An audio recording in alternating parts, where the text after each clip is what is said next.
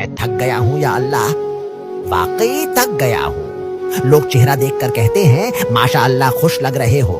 काश कोई दिल के अंदर देख सकता, जहां चीखें हैं, जख्म हैं और तन्हाई का कब्र जैसा सुनाटा है।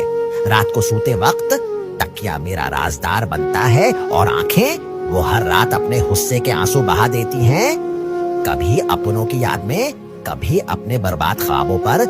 और तब मैं कहता हूँ या अल्लाह, सब कुछ छीन लिया तूने, पर अगर तू भी नाराज है मुझसे तो फिर बचा क्या है मेरे पास।